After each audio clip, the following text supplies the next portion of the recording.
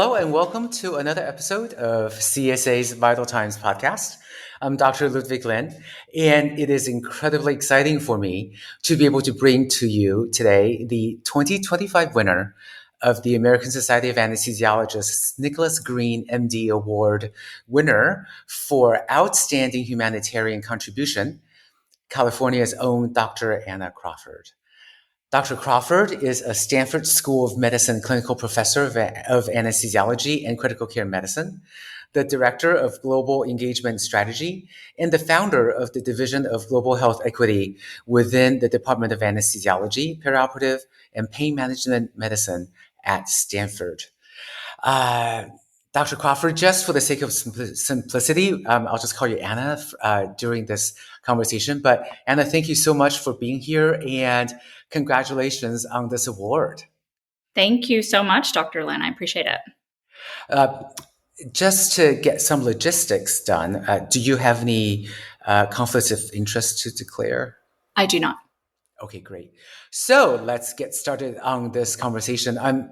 I'm so excited to be able to talk about this award and your career and your passion with global health.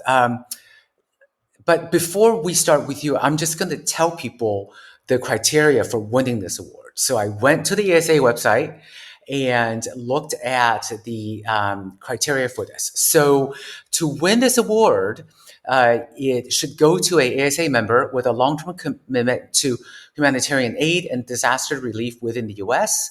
Or internationally. Somebody who's contributed to international anesthesia education and training in low-income countries. Somebody who's made a substantial contribution to the humanitarian aid and disaster relief literature within anesthesia or otherwise. Someone who has made a unique sacrifice to serve others in their community, in the US or internationally. And finally, somebody who has contributed to the humanitarian aid and disaster relief community through innovation, technology, data outcomes analysis, etc.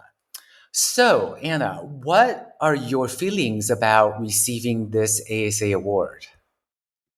When I first learned that I was the recipient of this year's Nicholas M. Greene Award, really two feelings struck me. One, the previous winners of this award were people who I admired, people who were my mentors, people who I saw as doing really amazing work in global health. So to become one of their peers was just a huge honor for me. I felt, just very excited to be seen for the work that I've done. The second thing that struck me was huge gratitude for my colleagues and friends in Rwanda. Although I've worked in many parts of the world and have friends all over the globe, which is one of the huge benefits of doing this type of work, a majority of my efforts over the last 17 years have been spent in Rwanda. So as soon as I found out that I would receive the award, I actually sent an email to my friends and colleagues in Rwanda just to thank them for the opportunity to partner with them, to be part of their education and training community, and just to be a colleague of theirs. It takes a village. I was just thinking about that when you were telling me about all of this. And nothing happens overnight, right? You said that you've been working on this for 17 years. And I'm sure you weren't looking for this, but what a validation of your work and what a validation of this cause, really. Yeah, I mean, I find it just to be a physician and an anesthesiologist is a huge honor and a privilege. But when you're able to expand outside of your own institution, your own state, and then your own country, and really be able to partner with people all over the globe, it's just an absolute honor. If you could share with me and our audience the type of work that you've been doing in Rwanda and within global health, that'd be really great. Yeah, sure, certainly. So it's a fun story. I had, as a young person, really hadn't had the opportunity to even leave the country until my late 20s. And as an intern, in 2005, which is 20 years ago, which is shocking. I had the opportunity to travel to a very small village in Kenya, and I went with a large group, and we saw thousands of patients over 4 days. It was remarkable to see this small village and the number of people that came from all around just to seek healthcare. At the end of the trip, a lot of the people I was with, they were high-fiving, they were in a celebratory mood, and it was very poignant for me because it struck me how little we had done for that community.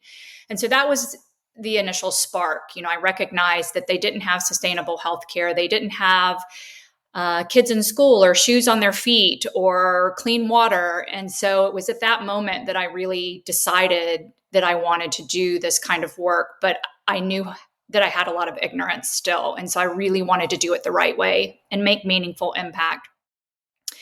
Because I was an intern, I had to put a lot of this on hold until I finished my anesthesia training. And then I did an ICU fellowship. And when I was an ICU fellow, I was allowed to go on another trip, this time to Rwanda. Again, it was in a very small place, very small hospital in a district. We did service work. So we did anesthesia and surgery provision. And although I met a lot of great people and we had really good clinical outcomes, I again really wanted to make a bigger, more sustainable impact. And so shortly thereafter, I started to volunteer as a teacher at the University of Rwanda, never imagining that I would do that 16 years in a row. So that has been one of the greatest rewards of my career, in that if you meet an anesthesiologist in Rwanda, I probably had some small role in their education and training. And through that, I've developed just these unbelievable friendships with my colleagues there. So that's great. Rwanda is a bit of a second home to me because of that investment of time and friendship. I'd like to get you to talk about this a little bit more beyond that, because it's so fascinating. Teaching internationally seems like the utmost way to make sure that this is indeed sustainable. And I've asked you this before in our offline conversations about global health, because I feel like there are different ways for people to get involved, and all of it is helpful, but some of it is more sustainable and less short term. So if I could get you to expand for us your philosophy about how to best work within the space of global health, that'd be great. Yeah, it's an excellent question. And I don't think there's one right answer, because there are so many ways that as an international or global community, we can help improve patient outcomes and improve patient access and improve the quality of healthcare that we deliver. I had decided to focus on education and training, mostly because I love teaching and I think I'm a good teacher. But you can also decide to get engaged in global health by service provision, going on trips to remote locations where they otherwise would not have surgical access. And I think those are great trips as well, as long as, all the complications or potential complications are managed appropriately. Other people get involved through their professional societies, which is another thing that I've really tried to do throughout my career. And through our professional societies, we can advocate for patients and improve patient care, whether it's globally or even in our rural communities within California and the United States. So through professional societies, I think it's also a really good way to create bilateral and bidirectional partnerships. So I've worked to some degree in that regard, because you can really create a lot of professional development opportunities that folks otherwise would not have access to. So you can collaborate with people, across institutions, across countries, across professional societies to create opportunities to publish, to do research, to present at conferences, to attend conferences. A lot of these things are otherwise inaccessible to some of our colleagues in resource-constrained settings. Advocacy is another huge way to get involved. And again, that can happen at the state level, the national level, international level. So one of the professional societies that we're so lucky to have access to is the World Federation of Societies of Anesthesiologists. So that's the big umbrella that hosts, I think it's 140, 150 different member states from across the globe. And the ASA is part of the WFSA. And the reason that's important is because our voice through the WFSA actually has a seat at the table with the World Health Organization and the United Nations. So we can engage with advocacy all the way up to the UN level. So I think it's really good for people to recognize all these different ways in which they can become involved and advocate for patients everywhere. Yes, that sounds so exciting and so essential, really. It makes me wonder, now that you've had some time to work on this project, 17 years, and you're thinking back to when you were an intern and thought that this is what you wanted to do. You must have felt like a whirlwind. But how has this point right now? I'm trying to figure out how to ask this. Like, how has this jived with the goals that you had going into anesthesiology and critical care? This Is is the reality the same? Have you achieved yeah, your goals? this is such a fun question for me because one of the most rewarding things,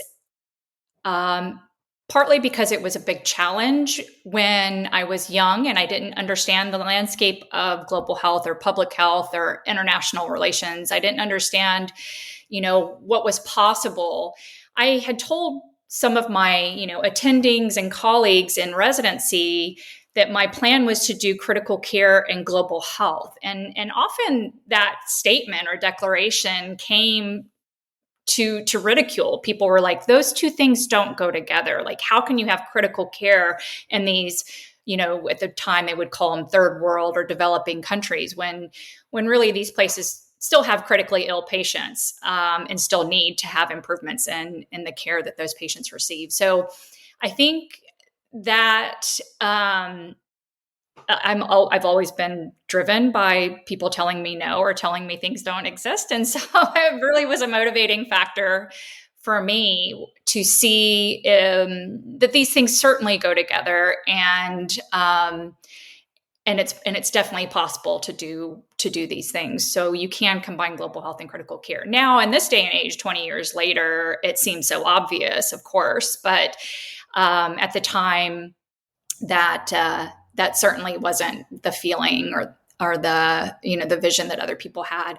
So once I finished my residency, and was very determined to combine global health and critical care, I went to Stanford for my critical care fellowship, and was, again, I give this shout out every single time I'm asked about my career, but was so fortunate to have my chair, Ron Pearl, facilitate and see my vision of creating global health programming within our department, which really allowed global health to bloom within our own department, but it was also part of a greater movement of this burgeoning field at the time, which was global health. So I would say the beginning of my career in global health was focused a lot more on anesthesia and perioperative, care at education and training level, maybe around like the registrar resident level. And now, over the last several years, I really have segued to focus a bit more on the critically ill patient. Okay, interesting. And my next question for you about this is, what are some of the barriers that you see in terms of getting more good work done and achieving more? And how can the rest of us help? Yeah, thanks, Ludwig. That's a great question as well. You're good at this. Previously, maybe before we started the podcast, you had mentioned, how do you combine ICU and global health?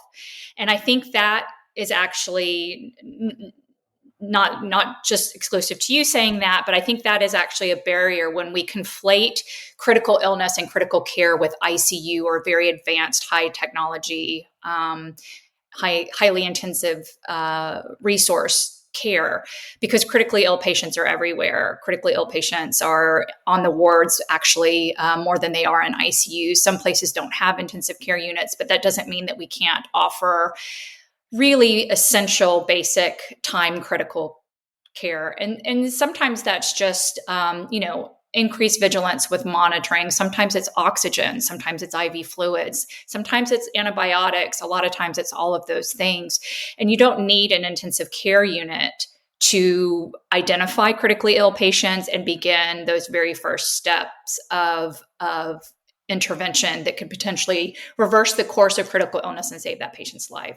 So I think it's really important, and part of the messaging that myself and others are working on is to recognize that critically ill patients are everywhere. There's actually a point prevalence study that was done, I think, in Sri Lanka, Malawi, and Sweden that recognized that over 90% of patients are actually on the wards. Critically ill patients are on the wards. They're not in intensive care units.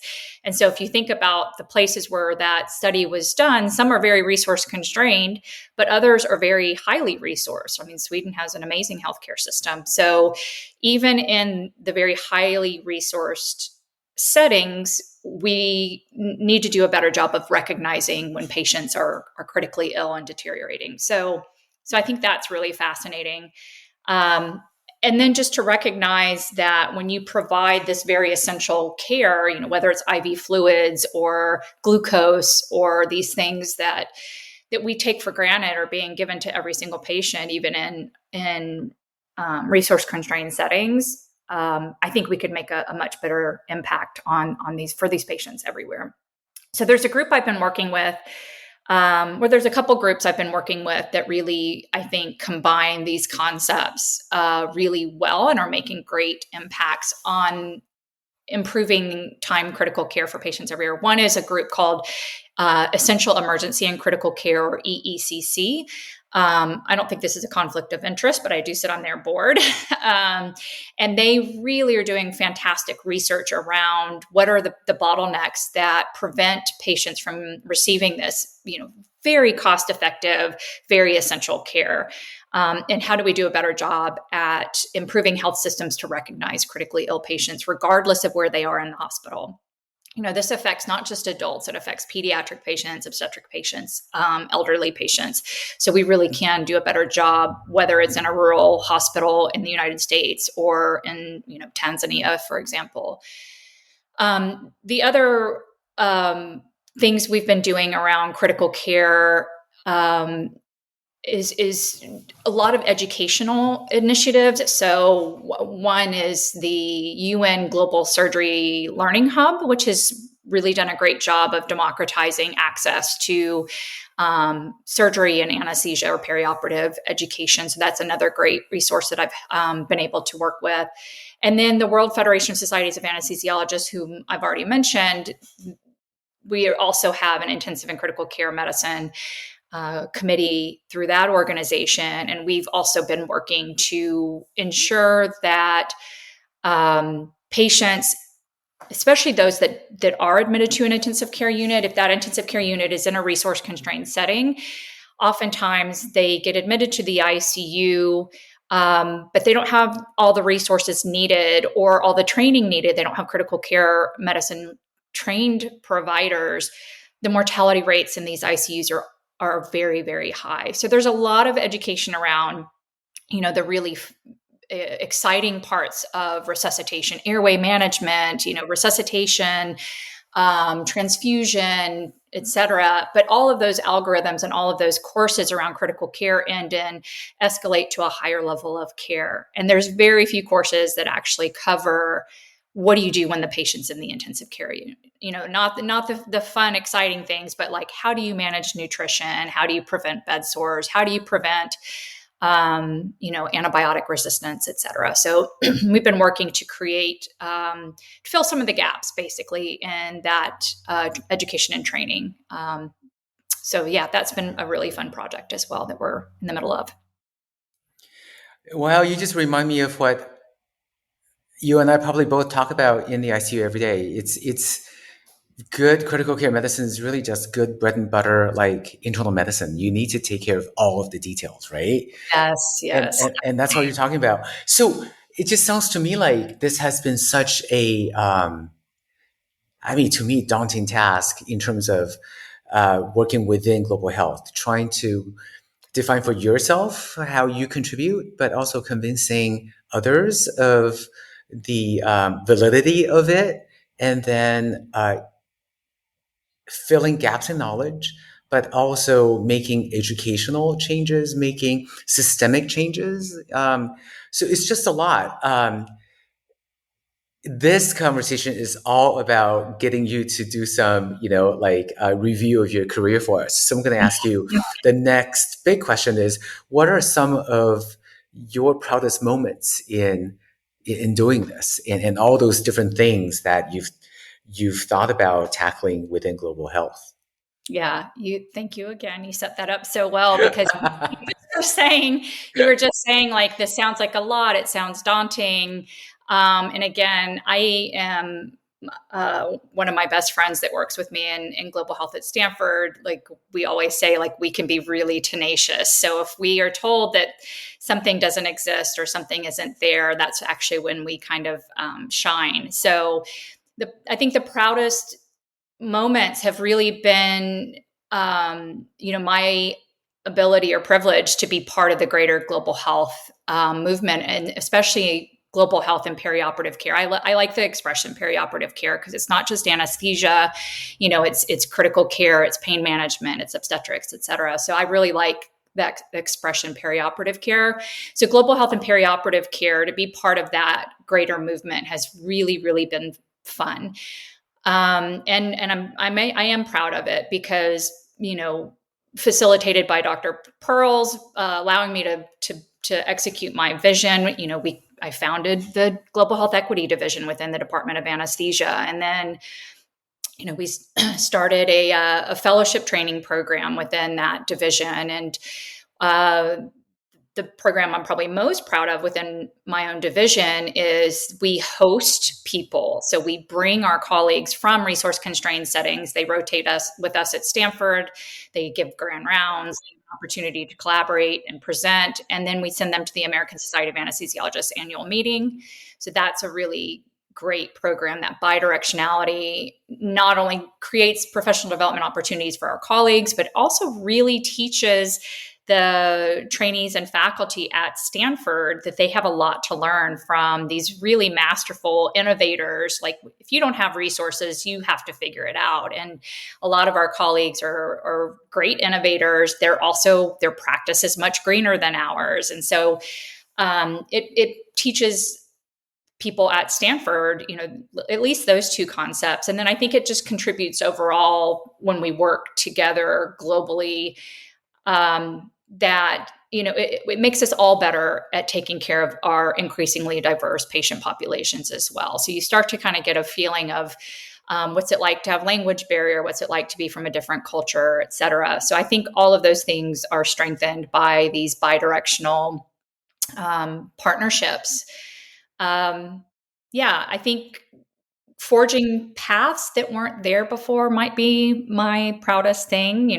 Before Mark Singleton and I got together, there was no committee on global health within the CSA, and so we founded that as well. So it's trying to push through areas where people maybe aren't thinking about global health as an important thing, but for all the reasons I outlined with the bidirectional partnerships, it's important for others, but it's really important for us too to recognize that this has something to do with patients, even in our operating theaters or ICUs within California, because we have people from all over the world that live here.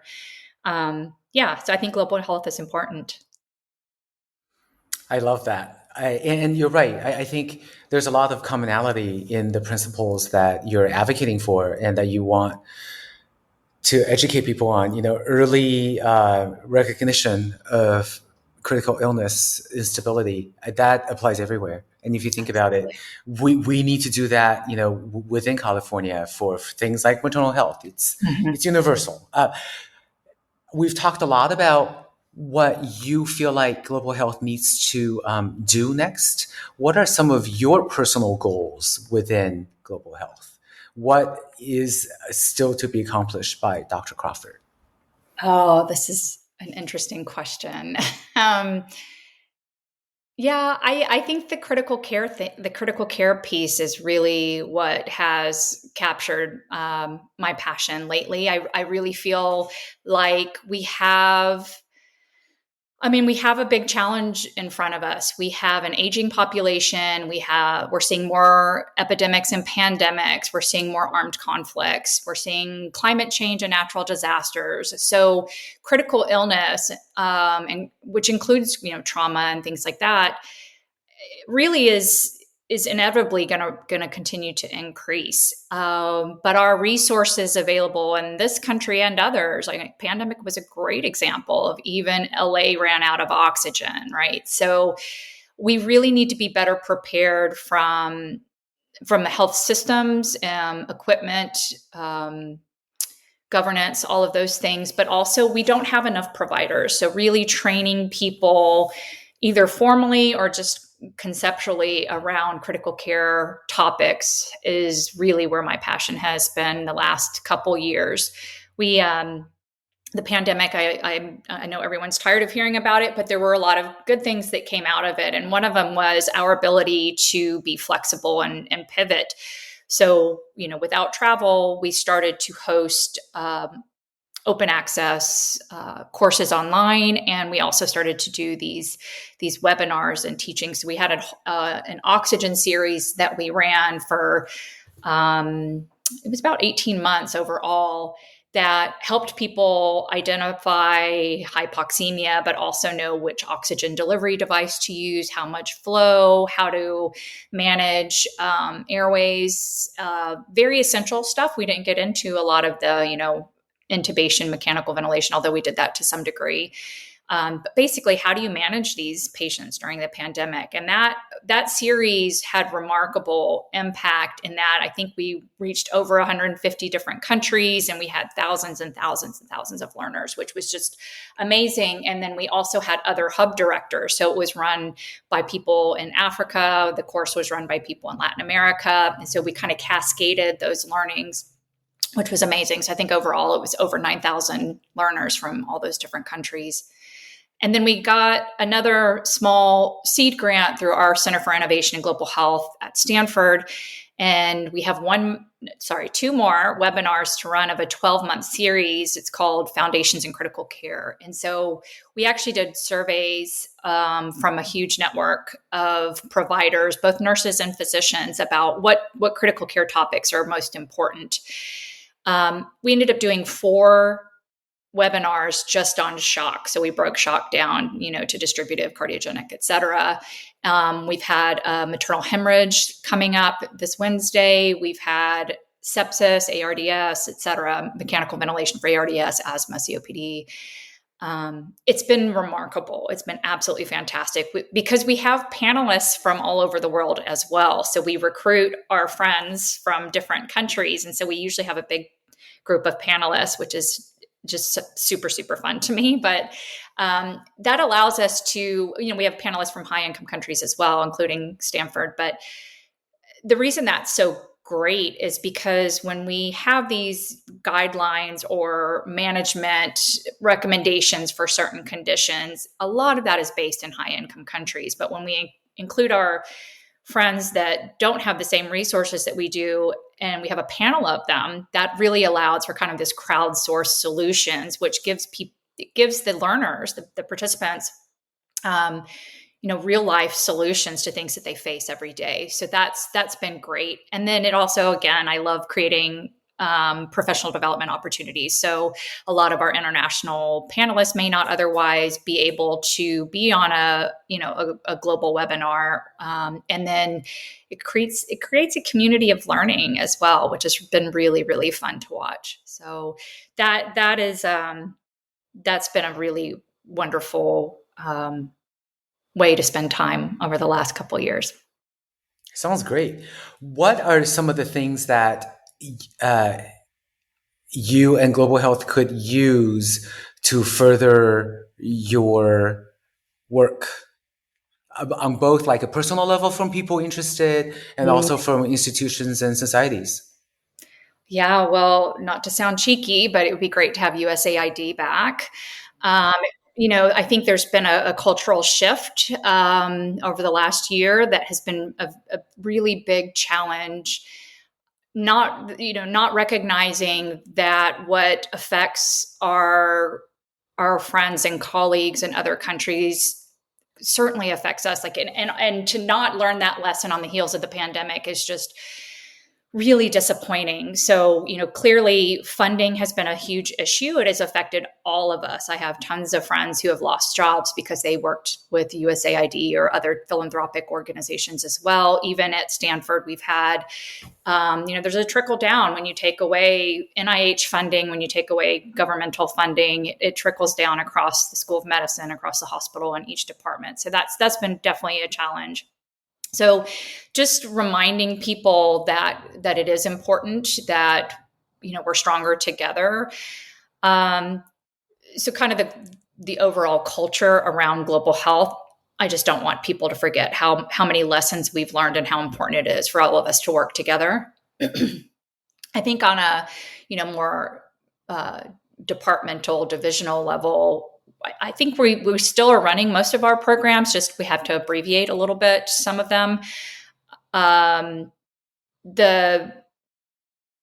think if I had like a wish, the one thing would be to have someone help me run the online school, because it is got just thousands of learners and it's just me most of the time building these courses and revising these courses and those types of things. And I probably should have done a better job of figuring out ways to make that a bit more sustainable. So maybe that's my next goal. That sounds pretty good. I think you're probably just a victim of your own success, right? Yeah, maybe. Yeah. I mean, you might not have anticipated you're going to have thousands of learners. Well, that's another thing. Honestly, Ludwig, I haven't anticipated a lot of the things that have happened in my career, and it's been absolutely amazing. Like it's just when I look back, I can't believe where I am. It's been really great. That's so gratifying, and you have the ultimate stamp of approval with this ASA award. I have to say that's pretty cool, and very much deserved. And I hope that somebody out there is going to listen and is going to get excited and is going to join you in all of this effort. So I want to wrap this up. We could talk for so much more, but maybe we'll save that for another time. But what I really wanted to do was to ask you. We've covered quite a few topics, but before we stop, let me ask you, what are some of the things that you really want to make sure that our audience takes with them from this conversation? Yeah, thank you. The one thing that people who know me probably are tired of me saying is global health really isn't for a small section of us, working in other countries. Global health is really impacts all of us. Global includes local. This also pertains to our rural communities, our vulnerable populations within the US. Not only are we trying to keep in focus those vulnerable populations, but also to remember that through global health and engaging with colleagues from other places, it makes us better doctors. We are more culturally aware, more globally cognizant, more maybe empathetic and understanding. We do have an increase in the diversity of patients that are coming through our operating theaters and ICUs. And so we have a lot to learn from engaging globally. I think the other thing is we can all advocate. I think a lot of times people don't quite know how to engage and advocate, but there's so many ways. I recently, and I know it's an old saying, but it recently just struck me, was that charity exists where justice is absent. And so I feel that resonated with me, especially in this current context where we're cutting funding to, how the United States helps other countries. And I feel like we don't do a great job taking care of all the patients that we have within our own country. And so those things really feel like a tug and at odds. But if we can focus on patient, like everyone should have access to healthcare, and that healthcare should be of a quality that is acceptable, that facilitates the highest attainable health for each patient. And I think that's really what it is. Global health is everywhere. That is so true. And thank you for reminding me and everyone out there of that. And really, that's what we all went into medicine for, to take care of people. That's So, right. That's right. yeah, and as humankind, we're the same everywhere. So I think that's That's a really definitely good true. message. Yeah, that's a very Thank you. good message. Thank you so much, Anna. And I am just so happy that we got to spend half an hour, okay, a little bit more than half an hour, uh, talking about how your initial goals as an intern, um, persisted, blossomed, and have now, turned into this like, huge momentum of success. And again, verified by the ASA's Award for Humanitarianism. So how wonderful is that? Obviously, something to be very proud of. So congratulations on that. But I almost feel like for you, I just get the sense that it's just another piece in the work that you've been doing and that you're going to do. So I'm just so excited to see more of that happening, and hopefully the rest of us can help you get there. So wonderful. So thank you. Thank you for the opportunity to share my story, which is fun, but also to advocate for patients. So thank you for that. Yeah. And hopefully there will be a lot of us at the October 2025 ASA conference, because that's where the award will be given out. And I'm sure you will have a very gracious speech there, and hopefully a call to arms for the rest of us. So I will use this opportunity to wrap this up. This has been another episode of the California Society of Anesthesiologists Vital Times podcast. I'm Dr. Ludwig Lin, and thank you so much for joining us.